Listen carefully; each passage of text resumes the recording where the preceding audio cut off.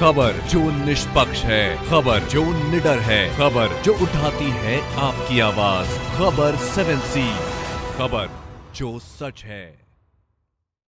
नमस्कार, जुगल किशोर के साथ खबर 7C न्यूज चैनल में आपका स्वागत है।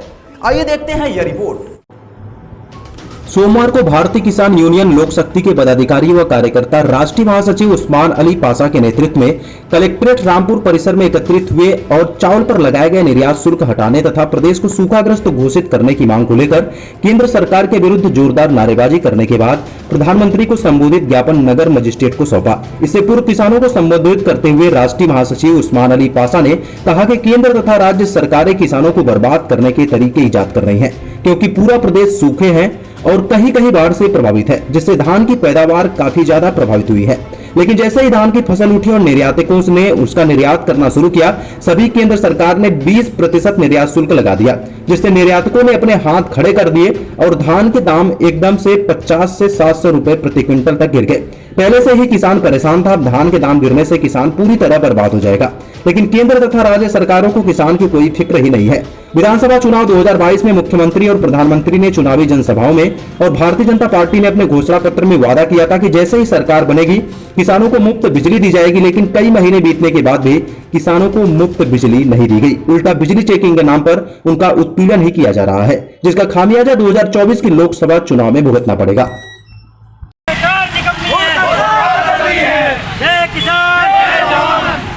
जी क्या मामला है?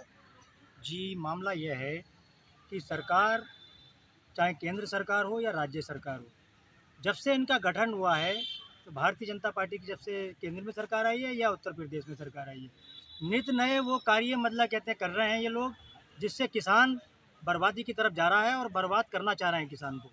अभी सरकार, केंद्र सरकार ने एक निर्णय लिया है कि चावल पर 20% चावल के निर्यात पर जो हम विदेशों को भेजते हैं उस पर 20% टैक्स लगाया है।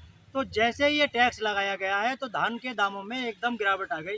कहीं पे 500 रुपये, कहीं पे 400 रुपये, कहीं पे 700 रुपये, इस तरह की गिरावट आई है। तो ये किसान पहले ही बर्बाद है इस तरह से कि पूरे उत्तर प्रदेश में नहीं, पूरे भारत में कहीं पे सूखे की वजह से, कहीं पे बाढ़ की वजह से। और किसान का जैसे बेचारे ने किसी तरीके से भी महंगी बिजली, महंगा डीजल फूंक फाँक कर थोड़ा बहुत धान पैदा किया। अब उसको बेचने का जब समय आया तो किसान ने मतलब निर्यात पर रोक लगाने का काम ये किया है कि 20% टैक्स लगाया। जब 20% टैक्स लगाया तो निर्यातक जो थे इससे हटने लगे, जिसकी वजह से धान के दाम में 500 रुपये प्रति क्विंटल तो पूरे देश में ही कहीं ना मतलब गिरावट आई है। तो किसान पूरी तरह बर्बाद है। पूरे हिंदुस्तान का किसान कहीं सूखा, कहीं बाढ़ की वजह से परेशान है। और करना ये चाहिए था कि इन्हें जो है उत्तर प्रदेश को सूखाग्रस्त घोषित करके किसानों को राहत देने का काम ये करना चाहिए था कि किसानों के लिए जो कर्जा था किसानों के ऊपर उसे माफ़ करते, नए सिरे से कर्जा देते, 5 साल के लिए ब्याज मुक्त देते और दूसरा जो वसूली थी उसको स्थगित करते। तो ये सरकार अपना खजाना भरने के लिए कोई कमी नहीं छोड़ रही, किसी तरह से कोई परेशानी नहीं है। आप देखिए कि बिजली कर्मी धड़ल्ले से अवैध विद्युत चेकिंग कर रहे हैं। अगर कोई उसकी शिकायत कर रहा है कि भाई साहब हमारा कोई कट नहीं है, कोई कुछ नहीं है, आप देख लीजिए, तो उसके खिलाफ झूठा मुकदमा दर्ज कराया जा रहा है। अभी विधानसभा में किसान एक प्रजाति पैदा हुई थी, हर पार्टी किसान का जिक्र कर रही थी। ऐसा लगा था कि किसानों के दिन अब बदलेंगे, क्योंकि आम आदमी पार्टी ने कहा था कि हम दिल्ली की तर्ज पर किसानों को 300 यूनिट बिजली मुफ्त देंगे।